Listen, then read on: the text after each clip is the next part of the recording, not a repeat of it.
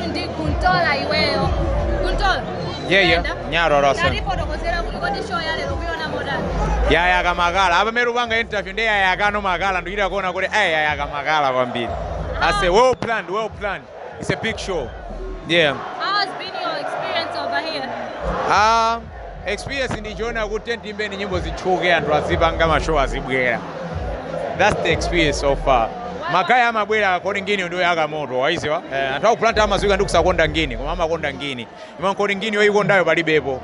Ungayankhule zodani pankhani ya album yako yomwe walusa? Marketalian. Yeah. So far so good. Actually I'm planning on shooting videos, so no copies and get in this video zitatu. Komano in earlier last year, but still more, I have to push it because that's the album that I'm having faith for, because that's what represents me, you dig?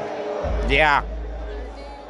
You said freestyle, my fans are. I did freestyle. Dolo pano ndani yaka fusa kale kunali ya jawa koma anavaya kunabwela mfana wina wake pano ndi vampire ndinabwelako ndi moto flow ililiti muma ti ma punchline ndi mapanga delete ni madabu ali kuti ose yankapwekesa siya pifa sana kuti yankadi sindikwanisa na usade kamuone kazi wako ndi wachonde amanyoa ndi kamoni. Thank you so much for your time. Please.